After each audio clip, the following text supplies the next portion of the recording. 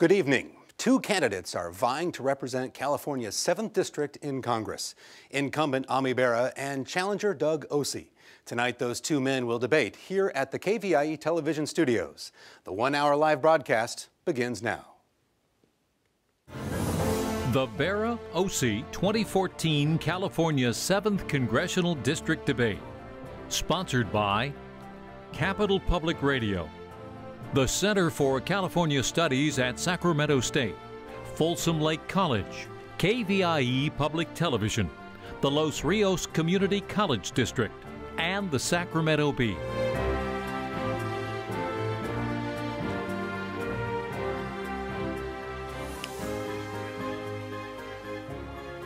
In less than a month, voters will decide who will represent California's 7th District in the U.S. House of Representatives. The 7th District is situated in eastern Sacramento County and includes the cities of Elk Grove, Rancho Cordova, and Folsom. This close race has attracted lots of national attention, and this is the only scheduled debate between incumbent Democrat Bera and Republican challenger Doug Ose. Representative Bera was elected to the post in 2012. Doug Ose represented California's 3rd District from 1999 to 2005. The path to Capitol Hill for either of them goes through the KVIE studios tonight. And gentlemen, thank you so much for joining us.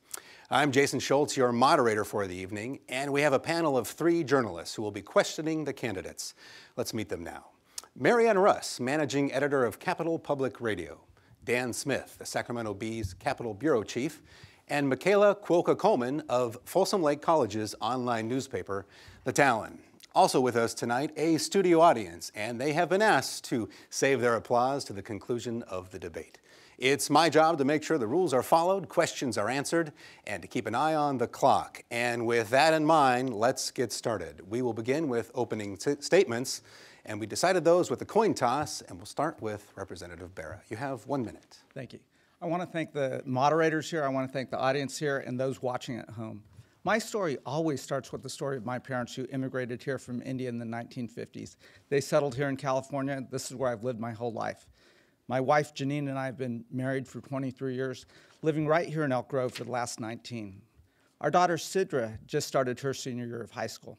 So when I ran for Congress, I ran on 3 simple promises. I promised to introduce and help pass no budget, no pay. A law that says if members of Congress don't do their job and pass a responsible budget, they shouldn't get paid. I kept that promise. I promised not to take any pay raises and work across the aisle to get Sacramento County working again. I've kept that promise.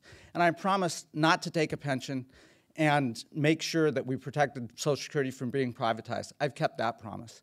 It's been my honor to be a doctor in our community for the last 19 years and to be your member of Congress these past 2.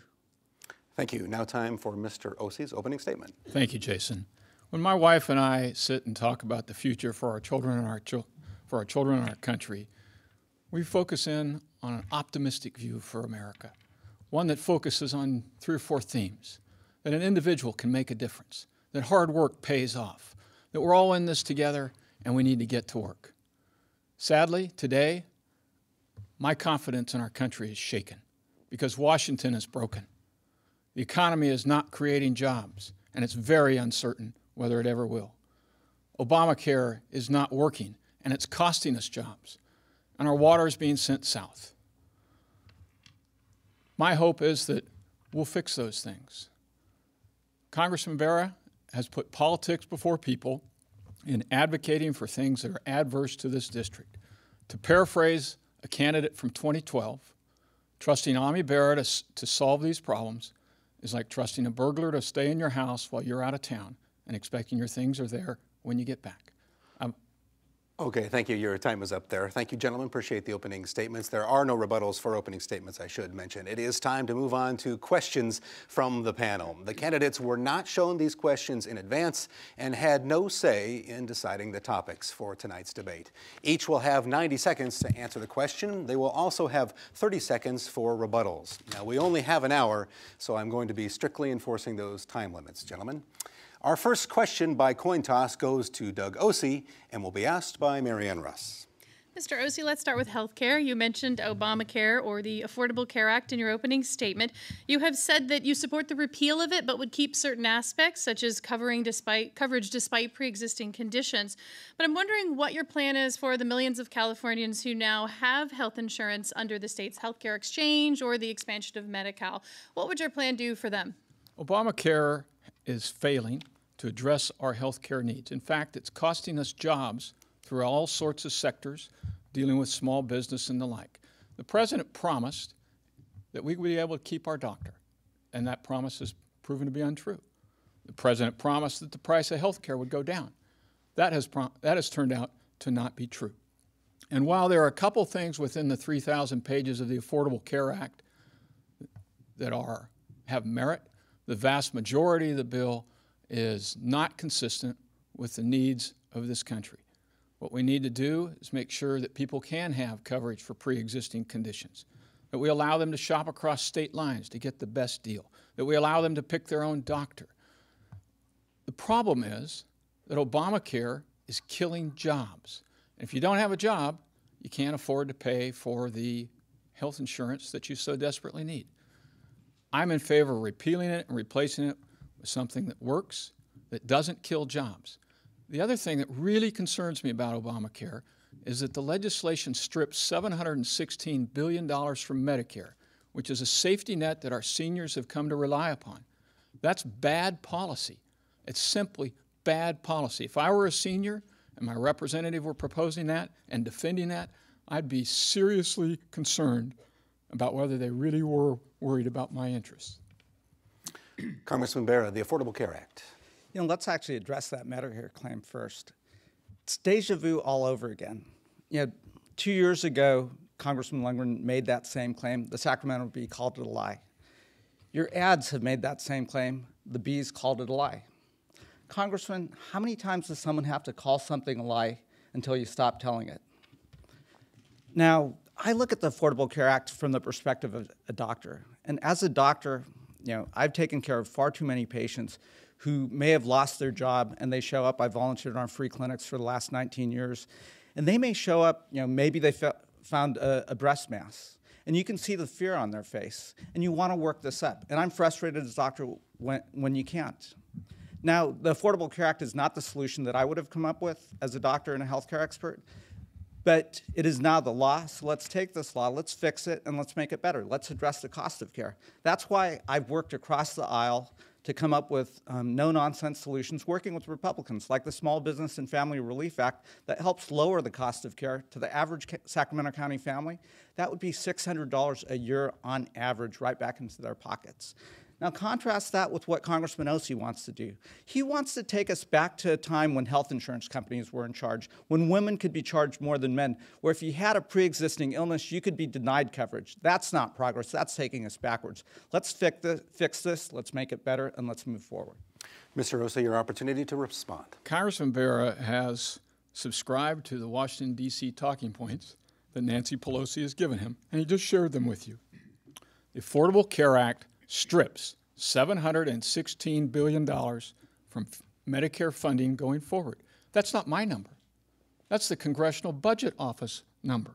In addition, the consequence of the Affordable Care Act is that people get moved on to Medicaid, and doctors are refusing to take Medicaid now because the reimbursements are too low. You're costing people coverage, Congressman. Congressman, your chance to reply. Well, again, that's blatantly false. We'll leave it up to the Bee. We'll leave it up to KCRA, which actually looked at that ad earlier this week and said that was a false statement. But again, if you want to keep repeating that lie, you can go ahead and do it. This is about doctors being able to take care of patients. This is about making sure people can get the health care that they need. I don't want to go backwards when women can get charged more than men, when if a person comes down with cancer, they can be denied coverage. I want to move forward. Our next question comes from Dan Smith for Congressman Bera. Congressman Bera, 2 years ago, you pledged to create jobs by slowing overseas job loss and by helping small business. But California's unemployment rate is still 7.4%. It's fourth largest in the nation. What have you done in the last 2 years to create jobs in this region, and what are you going to do if we send you back to Washington? Dan, thank you. That's a great question. too many Sacramento County families and American families are still struggling. The middle class was hit hard by this recession. And people can talk about an economic recovery, but for a lot of those families, they're still living month to month, paycheck to paycheck, and the economy hasn't recovered. That's why, when we ran on this promise. I wasn't going to take any pay raises until we got Sacramento County working again. I've kept that promise, and here's some things that we've done. I got full funding for Folsom Dam. What that's done is that's the biggest federal project in the country right now. It's put hundreds of construction workers to work. It's going to help us with our drought. It also is going to help protect our community. My office has done dozens of small business workshops. Small businesses really are the backbone of creating jobs. We've shown those small business owners how they can actually access to capital through the Small Business Administration, how they can use census data to better plan their expansions of business. And then we've worked with major employers like Siemens, Aerojet Rocketdyne, Intel, VSP. Those are major manufacturers here. And in fact, we've worked closely with Siemens to get locomotive contracts, and they just got their biggest light rail contract. That's going to create hundreds of jobs. We still have a long ways to go because we were hit hard by this recession. Now, Congressman Ossie, when he was a member of Congress, he voted for tax breaks for companies that ship jobs overseas. That's not going to help us recover. We've got to create those jobs right here and reward companies that build jobs in America. Mr. Ossie, what needs to happen to create jobs? The question was about Congressman Bera's pledge to create jobs. Just last week, Congressman Bera spent federal dollars to advertise a small business workshop, the purpose of which was to meet with small business owners and educate them about tools that the federal government has and things that they can take advantage of. The problem was, it's such an important thing for him. This pledge means so much. He didn't show up for the workshop. I don't know how else. 90% of this job, Congressman, is showing up. And you didn't show up for your own workshop. You spent federal resources, brought all these small business owners in, and then you didn't show up to take their testimony or their input. And I don't understand that. Small business is the backbone of this economy. I'm a small business owner. I've been a small business owner since the day I got out of college. I know what it takes to create a job. I know what it means to sign the front of a paycheck. And it's not easy. Small business is not getting the assistance it needs from Congressman Bera in today's environment. And that needs to change. Now, you mentioned VSP. I know the folks over at VSP too. And just as an aside, the programs that you've been advocating for, like the Affordable Care Act, you may not be aware of this, but VSP just got a bill 2 weeks ago for $25 million, just a tax, because they provide health insurance to their employees. Congressman Bera. We agree. We've got to create jobs, get people working again. In Sacramento County, we've now created over 30,000 jobs, but the jobless rate and the unemployment rate is still too high. It's still right around 7%. So too many families are struggling. It's important to my office, and it is core to our job to go out there and work with those small business owners. So we do workshops. We invite them in. My staff's direction is to be there to work on behalf of the people who live here, and I'm proud of that. That is core to our job. Mr. Ossie, you have an opportunity for one last rebuttal. The fact of the matter is, Congressman Bera spent yours and my tax dollars organizing and advertising a small business workshop. 10, 12, 15 small business owners showed up, and he didn't. This is called a representative government for a reason. If you call small business owners in, you ought to give them the courtesy of going and listening to their testimony. Thank you, gentlemen. The next question goes to Mr. Ossie from Michaela Quokka Coleman. Mr. Ossie, you have 2 daughters in college, so you must know that it's a significant challenge for many families to pay college tuition. What steps do you think Congress should take to help those who can't afford college? This is a great question, Michaela. I appreciate you mentioning it. My younger daughter's your age. First thing we need to do is we need to get this economy rolling so that the kids in high school and college today can finish their education with the certainty that when they get done, they get to come out and find a job in their chosen profession. Right now, this economy remains uncertain and jobs are at risk. This is a function of the policies that President Obama, Nancy Pelosi, and Congressman Bera have passed and continue to pass that are adverse to our interests. There's 4 or 5 things that I want to mention to you. A, we get the economy rolling. That gives us the chance to create the jobs for these young people. B, we figure out what it is that we need in this economy. Do we need engineers? Do we need basket weavers? What do we need? And then we find a way to incentivize those disciplines that allow us to advance our economic needs. We need to find a way where, and Congressman Bera doesn't have anything to do with this that I know of, and I know he shares my view about this. The UC system recently changed its admission process to increase the number of overseas and out-of-state solicitations they make for student enrollment. I just kind of went, wait a minute, we paid for the UC system. Those slots ought to be for our kids, not for somebody out of state. I mean, I'm sorry my time's up. I could talk about this quite a ways. But the point is we got to get the economy rolling so the kids in school can be able to come out and get good jobs so they can afford to pay the debt that they otherwise incur. Congressman, how can college affordability be addressed? Michaela, that's a great question. I'm a lifelong Californian. I went to our public schools from kindergarten through high school, did a year's worth of community college work along the way there, and went to undergrad and med school. I paid $393 a quarter to go to med school. Can you believe that? Our daughter's a senior in high school, and Janine and I sit down there, and it doesn't cost that today. Kids are graduating with hundreds of thousands of dollars of debt. We've got to make college affordable again, and that was a promise that I grew up with here in California, this promise of higher education, that if you had the desire and the abilities, you were guaranteed the ability to go to college. The UC system is one of our greatest assets here in this state. It's one of our best brands. So yes, we've got to fight in Congress to make sure we keep interest rates down on student loans. But the bigger question is, how did it go from $393 a quarter that I was paying going to a public university to what kids today are paying to go to medical school, $40,000 a year, and maybe even higher than that now? What we have to do is we have to get to the root cause and actually start bringing the cost of education down. That's an investment that's made in us. I am only here because of the education that I received. And I know none of that was a handout. I worked incredibly hard to get where I am, but that opportunity existed. And this state and this nation made those investments, and we've got to start investing again in your generation. There's no greater investment that we can make than in our young people. Thank you, Congressman. Mr. Ossie? Yeah, I want to go back to this. I think we're in broad agreement about the value of the UC system and things like that. We both are graduates of the UC system. But a member of Congress has the opportunity to use their influence to reverse this disproportionate assignment of student slots to out-of-state or foreign students. We also have the ability as a member of Congress to exercise the ability to control costs. We need to do that. It's an appropriate role for a member of Congress. Congressman Bera, what do you think about that? I agree. These are public universities. I was the Associate Dean of Admissions at UC Davis Medical School. We're paying for the public universities here, and our students in California should be given priority to go to those schools. Now, I can't tell the regents what to do, but absolutely, I do use the bully pulpit.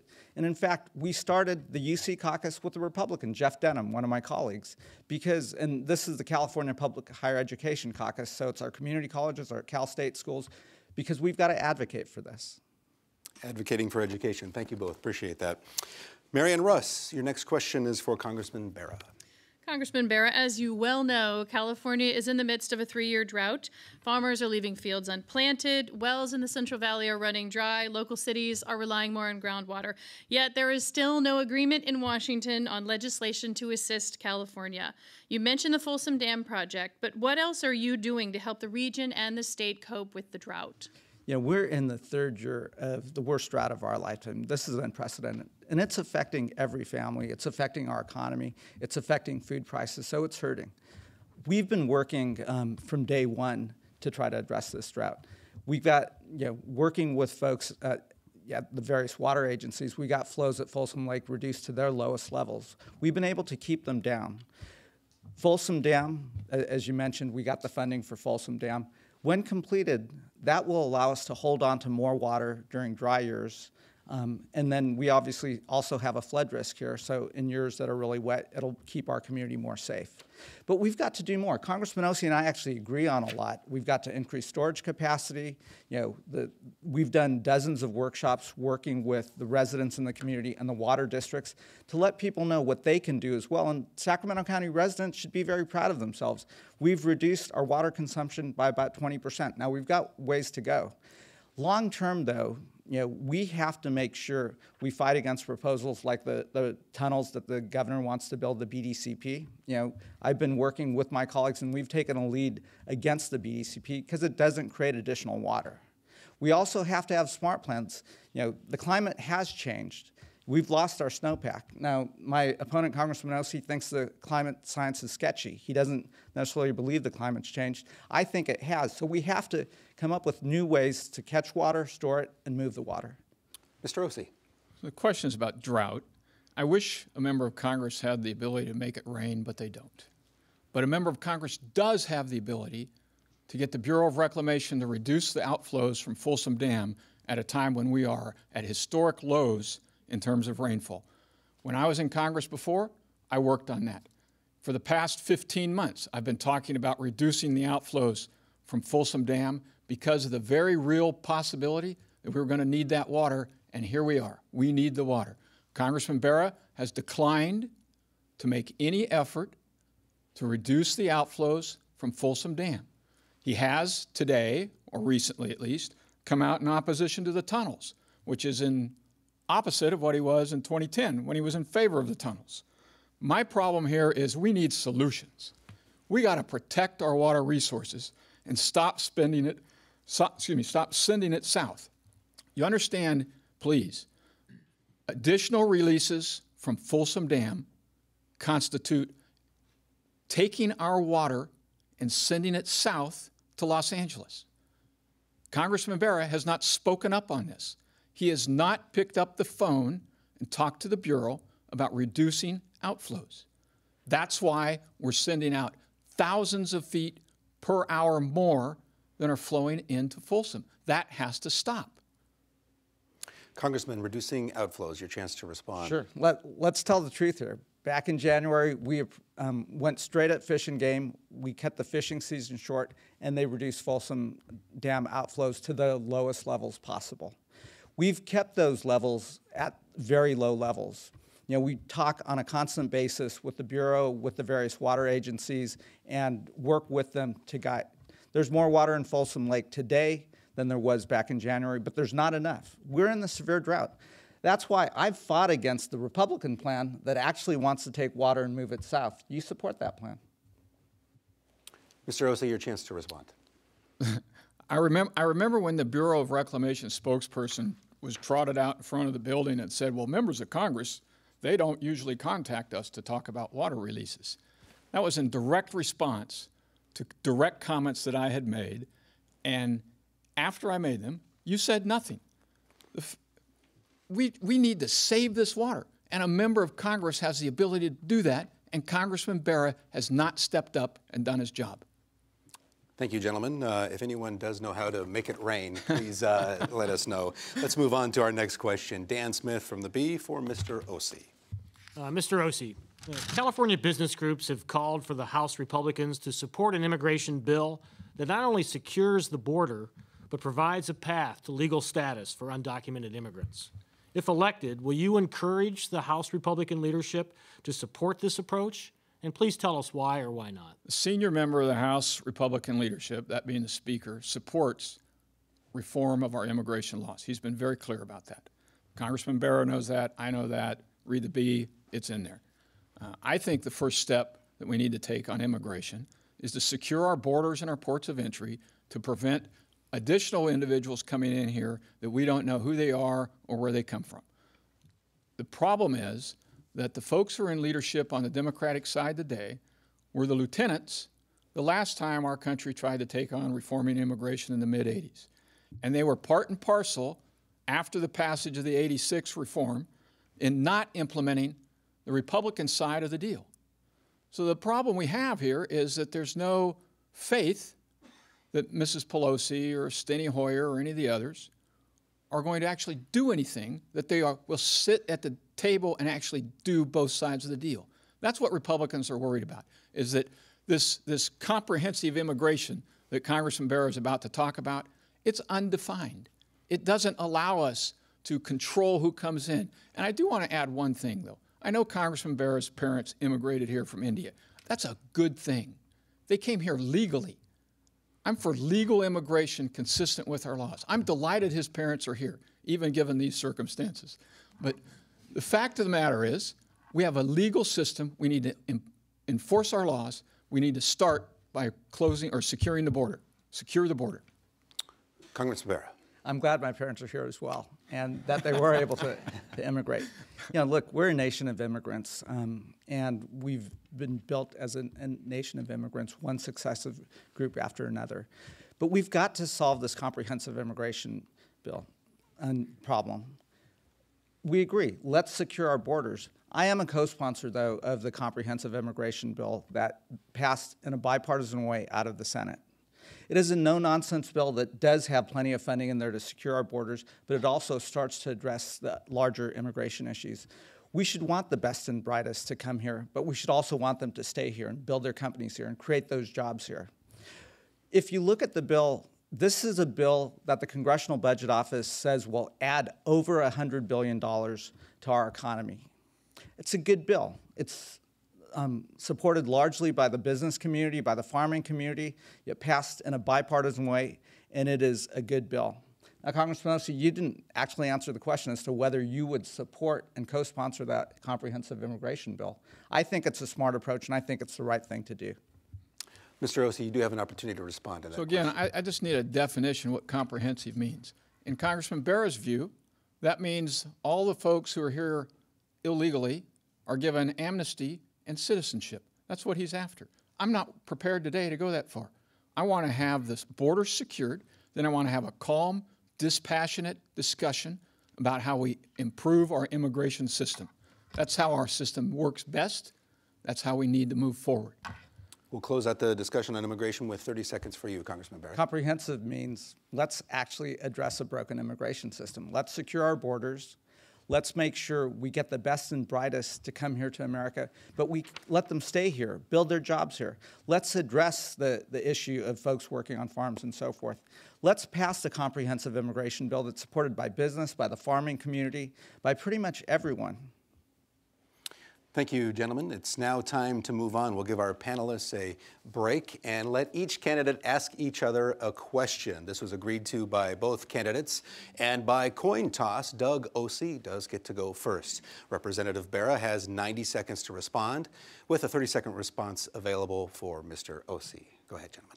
Congressman Bera, 10 times you have voted to protect legislation that strips $716 billion of future funding from Medicare recipients. Why do you do that? That's just bad policy. Well, it's deja vu all over again in the same debate. You know, we'll leave it up to the B and the media to decide whether that claim is a lie or not. When it comes to Medicare, though, I look at this as a doctor. My parents are on Medicare. We have to do everything we can, not only to protect Medicare, but to strengthen it, to make sure it's there, not just for today's seniors, but also for our kids and grandkids. That's why I have fought against attempts to cut Medicare. You know, the president of my own party wanted to cut the Affordable Care Act and Medicare Advantage. Sorry, he wanted to cut Medicare Advantage. I stood up as a doctor and pushed back because Medicare Advantage actually is working. It's offering preventive services. It's diagnosing diseases early and keeping people healthy. We fought back, we rallied folks, both Democrats and Republicans, and we pushed back, and we won. That's because this is about protecting Medicare. Now, Congressman, you've supported a budget that actually turns Medicare into a voucher plan and ends the Medicare guarantee as we know it. That isn't protecting Medicare. This is about making sure my patients, our parents, have the care that they need. You have an opportunity to respond, Mr. Ossie. Congressman, there's just no way around it. You voted to cut $716 billion from Medicare. The Congressional Budget Office, the nonpartisan Congressional Budget Office that works for Congress, which is where you work, says this bill cuts $716 billion from Medicare funding. I don't understand why you can't say why you stripped that funding. 10 times, Congressman, 10 times. My parents, your parents, our neighbors, they all are going to be thrown. Well, who knows where they're going to be thrown. Thank you. We need to move on to the next question, and this will be asked by Congressman Bera. Congressman, in your 3 terms in Congress, can you name 3 votes where you stood up to Wall Street bankers? You bet. The first was when the Wall Street bankers decided that they wanted to hide behind the campaign finance laws and not disclose to whom they were giving money. I was a co-sponsor of McCain-Feingold that allowed Americans to know where money comes from. 3 votes, Congressman. Just bear with me here. Where money comes from and to whom it goes. In contrast, Congressman Bera has made a career so far out of taking money from Wall Street and in return granting them an exemption from the Affordable Care Act. 1 vote, Congressman.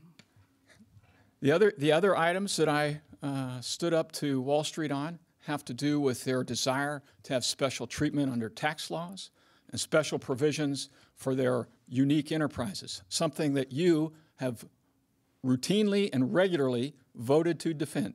You not only carved out an exemption for yourself and your colleagues in Congress from the Affordable Care Act, you also carved out an exemption for Wall Street. And it's just, I mean, I don't understand what your fealty is, what your loyalty is to Wall Street. I mean, it's just totally Kafkaesque in my mind that you do this. Congressman, you have an opportunity for a short reply. Congressman Ossie couldn't even name 1 vote where he stood up to Wall Street bankers. It's because he is protecting Wall Street banks. You know, he voted to deregulate Wall Street banks that became too big to fail and took us into this recession. I'm going to stand up for the middle class. I'm going to protect our seniors, and that's what this election is all about. Very good. Thank you, gentlemen. It's now time to move back to our panel questions. And the next question is for Congressman Bera and will be asked by Michelle Quokka-Coleman. Congressman Bera, California just adopted the Yes Means Yes law, which creates the standard on all California campuses that the absence of no does not mean consent for sex. Sexual assault on college campuses is not just a California issue, but a national one. Do you believe that Congress should adopt a similar policy?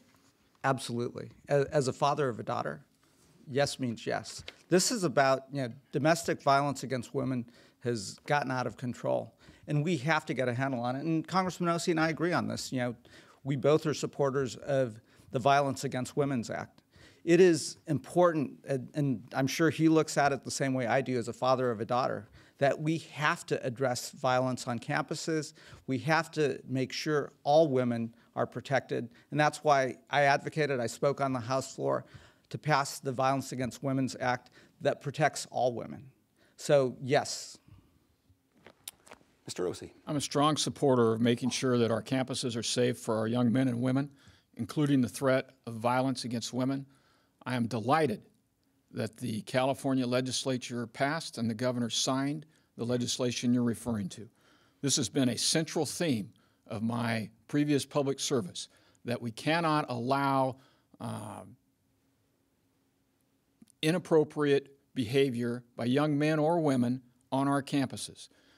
The Violence Against Women Act provided significant funding to address these issues through local law enforcement and the like. I was one of 6 Republicans at the time to vote in favor of that, one of 6. There is, within Title IX, a provision that requires different campuses and universities provide reports on the incidents of such crime. Some comply, some do not. I think it's an appropriate role for a member of Congress to insist that universities comply with the Title IX provisions of these reports. The reason they don't do it has to do with the fact that they do not want to put out in public adverse information for future students and their families to consider when they get around to thinking about college. This is something that strikes right at the foundation of representative government. You're either going to stand up and try to address this, or you shouldn't be in office. It sounds to me like you both agree that the yes means yes law should be nationwide. Is that correct? Absolutely. Yes. No disagreement here. Should we move on, or would you like a rebuttal? Yeah, well, it shows that we can actually agree on things when Democrats and Republicans are willing to work together and put people first and put our kids first. We can get things done. In that case, we will move on. Marianne Russ has the next question. Mr. Ossie, the Ebola crisis became more real for Americans today when the first person to be diagnosed with the virus in the U.S. died. Also today, the Obama administration announced it would begin screenings for the disease at several U.S. airports. What additional action should the government take to make sure the public is safe, especially with regard to hospitals and transportation systems? Dealing with a challenge like Ebola is extremely difficult. In 2005, the United States government under the Bush administration adopted rules that were in place until 2010, the point of which was to allow screening from areas where Ebola or other various diseases break out in terms of trying to keep it from coming to the United States. In 2010, much to the dismay of many, the Obama administration repealed those rules and went back to what existed before. So essentially we were defenseless at that point. I believe 10 days ago, there was a hearing in the House Foreign Affairs Committee at which the 3 American survivors who were airlifted out of Liberia were asked to testify. I believe, Congressman Bera, you were there. There wasn't a single question posed by Congressman Bera to those 3 people about what protocols need to be adopted to protect this country from having Ebola come here and affect our population. I think the administration has finally stepped up and started taking the Ebola threat seriously. I applaud them for doing that. I wish they had done it weeks ago when it first broke out in August, if I recall, because I think we'd be far further along to making sure that the homeland was protected. Congressman Bera, are we behind the 8 ball on Ebola? Well, I look at this as a doctor and a public health expert. I was medical director for Sacramento County and post 9/11. So we did a lot of work, when we were worried about anthrax, potential smallpox, on how you get ahead of things like this, contain it, and triage. Now, I was on the phone with Tom Frieden, Dr. Frieden, the head of the CDC, last week. I've been paying very close attention to Ebola, looking at it from the perspective as a doctor and public health expert. In that conversation, Tom reassured us that we are safe here, but we do have to step up screening mechanisms. I support the president's stepped up screening mechanisms. We have a terrific public health infrastructure here, but we have to screen people in country in West Africa. And then we also have to work with border and customs agents here in America to make sure if people are developing symptoms that we're isolating and identifying them. Now, if we want to get ahead of Ebola, it's going to have to happen in West Africa, and I support the president's sending some of our resources there to build the infrastructure, to build those isolation suites and so forth. It's incredibly important. But again, we have a public health infrastructure here that's fantastic, and that will help us. We don't need to panic at this juncture. What we do need to do is we need to get ahead of this in country. I support the president's plan. Mr. Ossie, your chance to reply. Ebola is nonpartisan. It affects everybody without regard to your party registration. My point here is that I stipulate that Congressman Bera knows more about public health than I do. My concern here is that he sat through a public hearing of the House Foreign Affairs Subcommittee that he sits on, dealing specifically with testimony from Ebola victims who had been airlifted to the United States for treatment, and he didn't ask a single question about the protocols necessary to protect the homeland.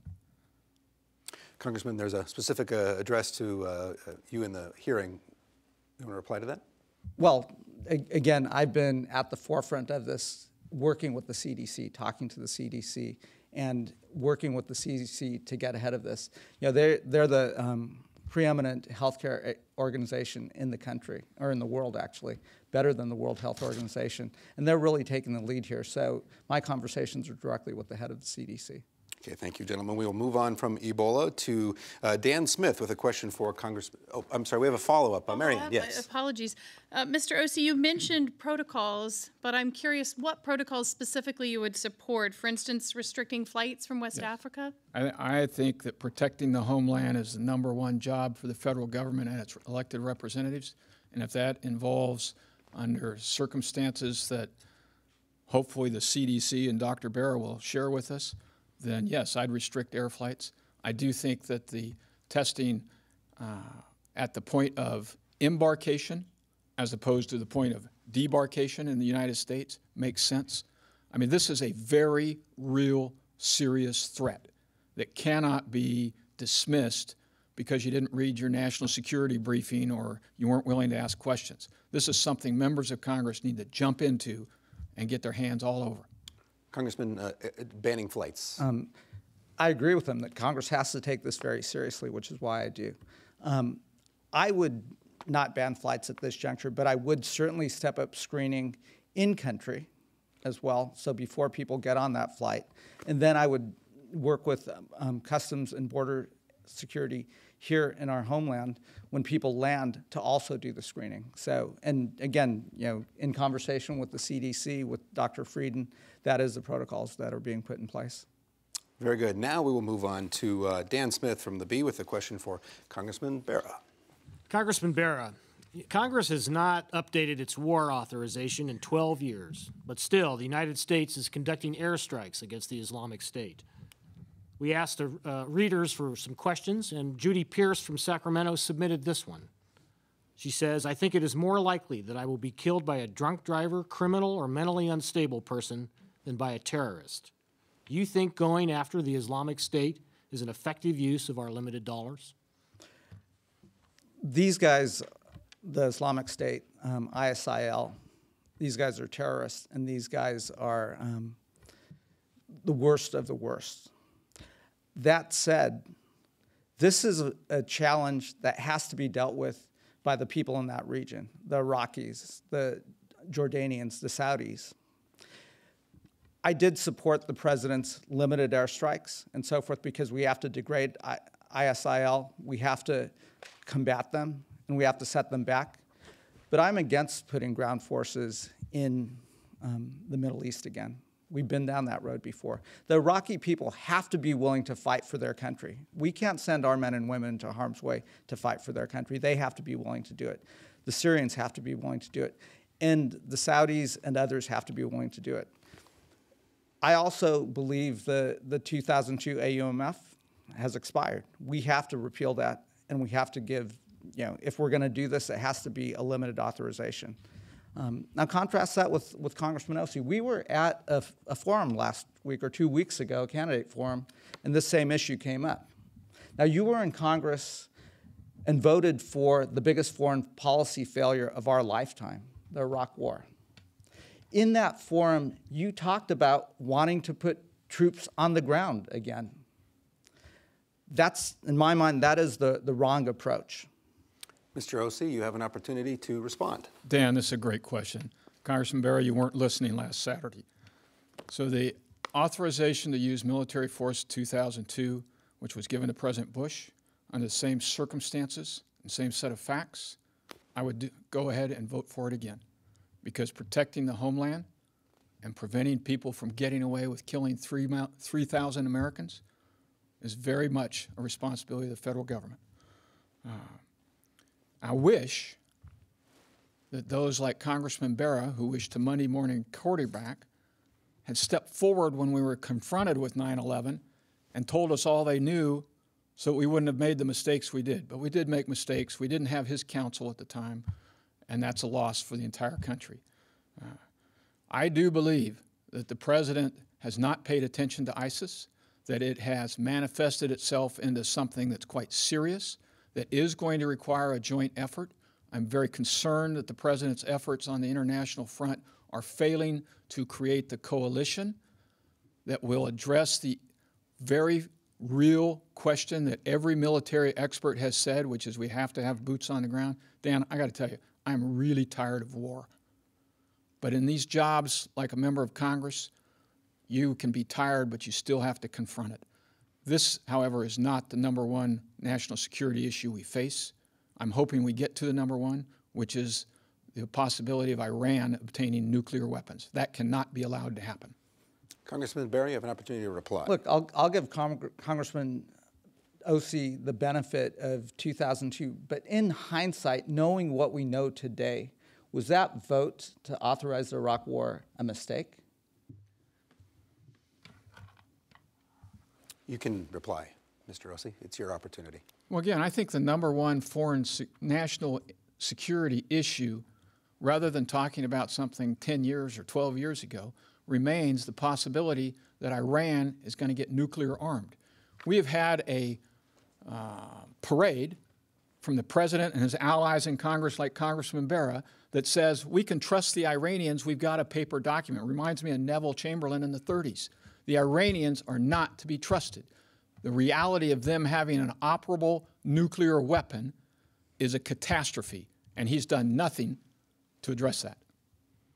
Okay, we need to move on to our next question, and this will come from Michaela Quokka-Coleman to Mr. O.C. Mr. O.C., the images from Ferguson, Missouri were impossible to ignore this summer. Many Americans have begun to focus on the increased militarization of our police forces. These military-grade weapons and equipment are supplied by the federal government. Do you agree that our local police are becoming too militarized? Why or why not? Michaela, this is a great question because it affects everybody's life on a daily basis, potentially daily basis. This is the kind of question I like to deal with. We have a history in this country of providing assistance to local law enforcement by discharging to them equipment from the military that is out of service or out of date. There have been instances where those discharges have proven excessive, and we need to carefully examine the parameters under which we release this equipment to local law enforcement. I will tell you, local law enforcement is up against a wall. The people they are having to deal with to protect our neighborhoods and our schools and our families are increasingly well armed with heavy ballistic equipment. I do not want to send local law enforcement out into a situation where they're outgunned just by orders of magnitude. So I'm very sensitive to how we address that. What happened in Ferguson is a tragedy. I'm hoping we get to the bottom of what happened. I'm hoping that Attorney General Holder, his task force, will share with us the facts in a timely manner. And if somebody's done something wrong, then they need to be held accountable. Congressman Bera, are police too militarized? Absolutely. I don't want to see tanks rolling down the streets of Sacramento or, battalion uniforms in Sacramento. That said, I agree. Law enforcement is doing a wonderful job. They've got a tough job, but I don't want to see militarization of law enforcement. The other issue in Ferguson, though, is the issue of race relations. And we've seen a number of incidents, here in California with the CHP officer and the homeless woman. And it just reminds us that we have a long ways to go on race relations. We're not there where we need to be. We still have a ways to go. And again, it's a stark reminder. Michaela, your original question, though, is I don't want to see militarization of our local officers. Mr. O.C. Well, I think that reflects Congressman Bera's lack of understanding of the kind of situations local law enforcement finds itself in increasingly. Notwithstanding what happened in Ferguson, which was a tragedy, and equipment that was used that shouldn't have been used, the fact remains that in our neighborhoods and our communities, there are people who are significantly heavier armed than our law enforcement people, and we have to find a way to protect our neighborhoods and our people. Congressman Bera, one last. Look, I'm a strong supporter of law enforcement. We work closely with the sheriff and local law enforcement agencies, and they need the equipment that they need. But I don't think they need heavy armored vehicles and so forth. I just think that crosses the line, and I think many would agree. And if they have them, they're going to be tempted to use them. I should follow up. There is some federal legislation to limit the amount of equipment that is going from the federal government, the Pentagon, to local police departments. It sounds like you would support that legislation? I would. And Mr. I'm O.C.? not familiar with the legislation. If it has reasonable limitations, I would support it.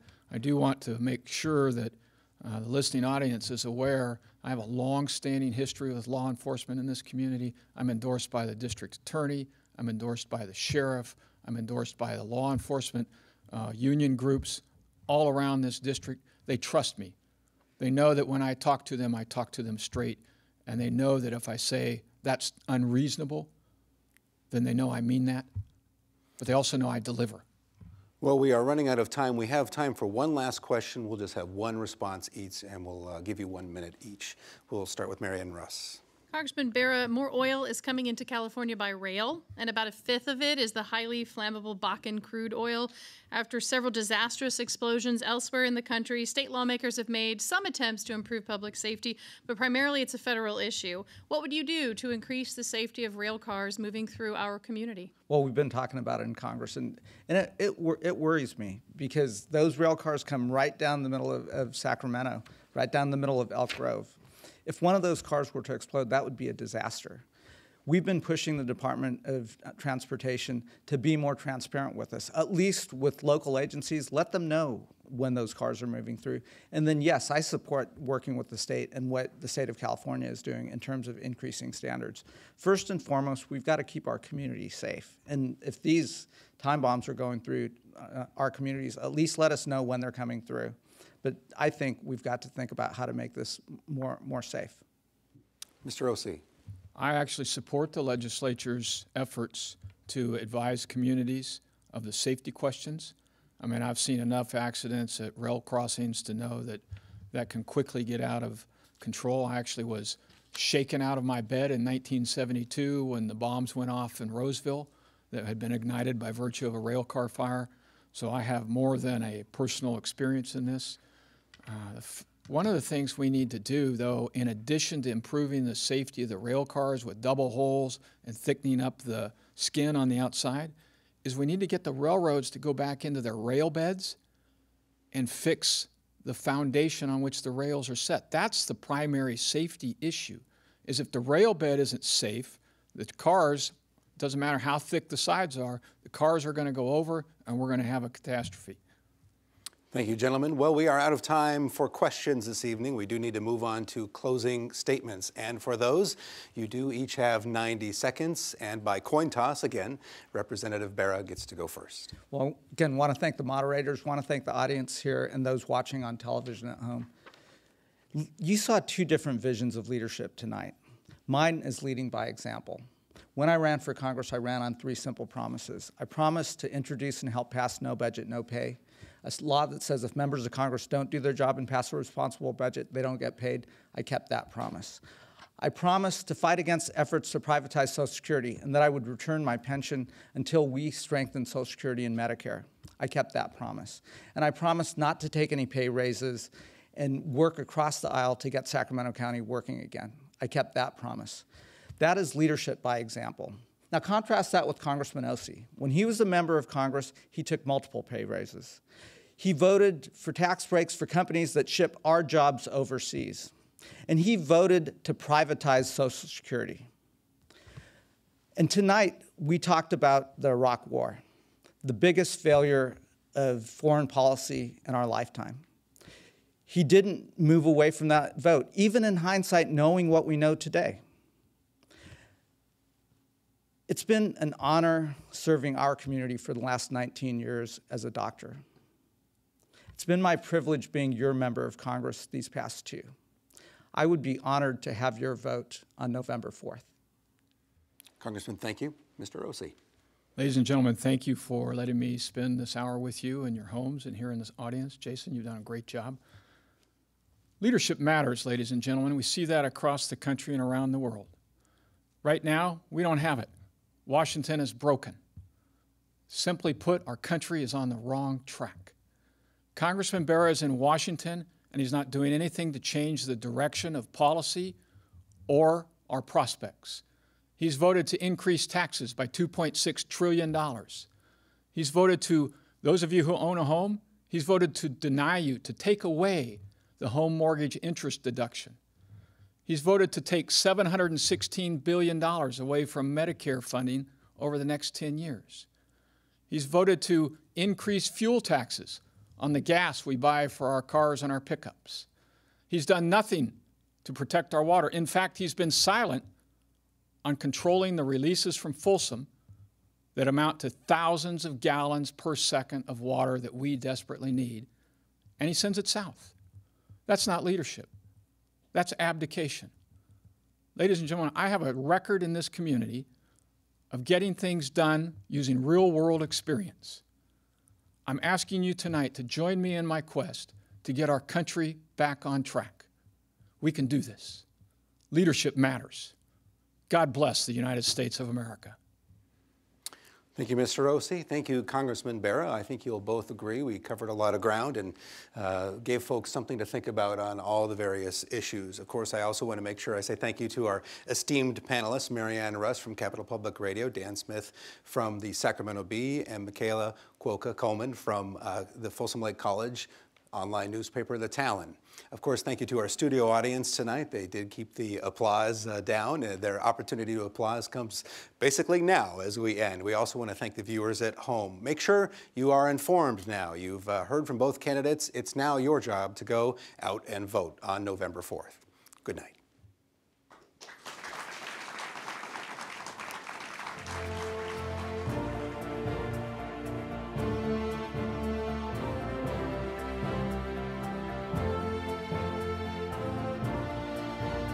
Tonight's debate was brought to you by Capital Public Radio, the Center for California Studies at Sacramento State, Folsom Lake College, KVIE Public Television, the Los Rios Community College District, and the Sacramento Bee.